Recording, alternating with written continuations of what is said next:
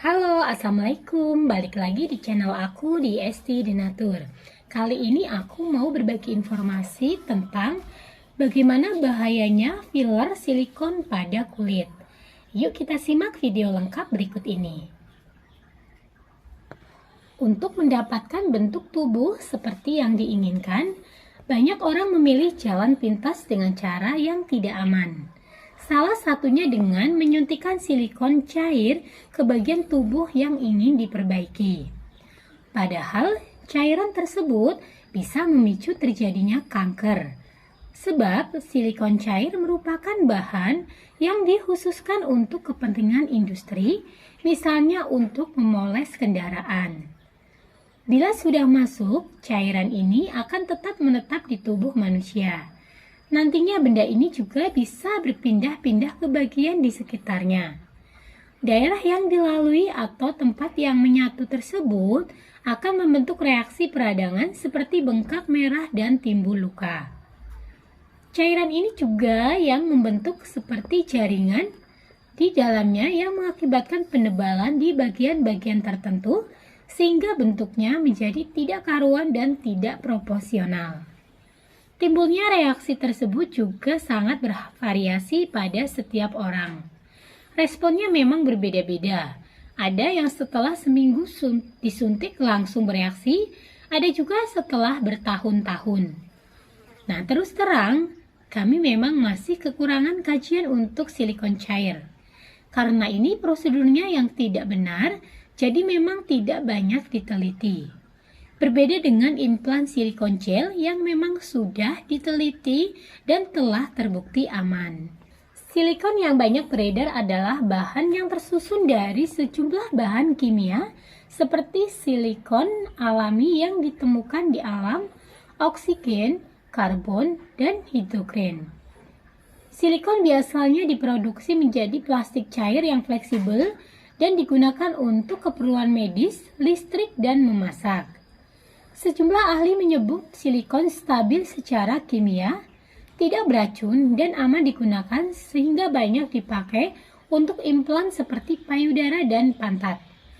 Namun, Badan Pengawas Obat dan Makanan Amerika Serikat atau FDA menyatakan silikon cair untuk bagian tubuh apapun sebaiknya tidak digunakan, termasuk silikon untuk filler pada area wajah. Silikon cair yang disuntikkan ke tubuh dapat menimbulkan sejumlah masalah kesehatan hingga menyebabkan kematian. Silikon juga tidak boleh dimakan atau diminum. Nah, berikut ini 5 bahaya filler silikon pada kulit. Yang pertama adalah menyumbat pembuluh darah. Silikon cair dapat memblokir pembuluh darah di bagian tubuh seperti otak, jantung, kelenjar getah bening, dan paru-paru. Silikon yang menyumbat pembuluh darah dapat menimbulkan sejumlah penyakit seperti serangan jantung jika terjadi di pembuluh darah jantung dan stroke jika terjadi di pembuluh darah otak. Kemudian yang kedua adalah melemahkan daya tahan tubuh. Dikutip dari Headland, paparan terhadap silikon dikaitkan dengan sejumlah kondisi yang melemahkan kekebalan tubuh dan penyakit autoimun seperti lupus, artritis reumatoid, sklerosis, dan vaskulitis.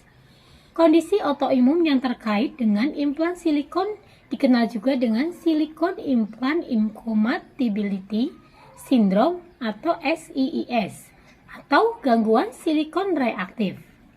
Yang ketiga adalah memicu kanker.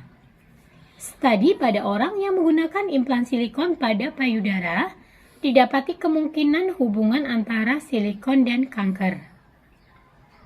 Kanker ini dikenal juga dengan limfoma sel besar anaplastik terkait implan payudara atau BIA-ALCL. Yang keempat adalah cacat permanen. FDA menyatakan silikon dapat menimbulkan reaksi berupa infeksi, mati rasa, dan cacat permanen. Penggunaan tersebut dapat menyebabkan rasa sakit yang terus-menerus, infeksi, dan cedera serius, seperti jaringan parut dan cacat permanen. Emboli atau penyumbatan pembuluh darah, kemudian stroke dan kematian. Nah, seperti itu info yang ditulis oleh FDA. Nah, kemudian yang kelima adalah kebocoran. Pada kasus silikon implan dapat berisiko implan yang bocor bahkan pecah. Implan yang berisi silikon cair itu sangat berbahaya bagi tubuh. Implan yang pecah ditandai dengan perubahan ukuran, pengerasan, benjolan dan pembengkakan, serta rasa sakit yang kuat. Nah, bagi yang saat ini menderita atau memiliki keluhan akibat dari suntik silikon atau untuk kondisinya mau silikon di wajah ataupun lainnya. Nah, dari Donatur Indonesia sendiri ini ada produk herbal yang bisa menjadi alternatif pengobatan dengan bahan-bahan herbal alami. Nah, untuk obatnya apa saja? Produknya sendiri ini terdiri dari 4 macam obat minum, di mana keempatnya ini berbentuk kapsul sehingga sangat mudah sekali untuk dikonsumsi. Nah, bahan-bahannya sendiri ini terbuat dari herbal alami, di mana untuk di setiap botolnya ini pun tertera komposisi dari bahan-bahan herbalnya.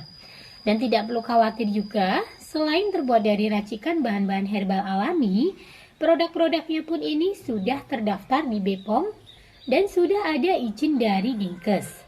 Bagi yang muslim pun tidak perlu khawatir, karena produknya sudah halal MUI. Dan Donatur Indonesia sendiri ini sudah memiliki ISO 9001-2015, serta untuk pembuatannya sendiri ini sudah sesuai dengan standar CPOTB.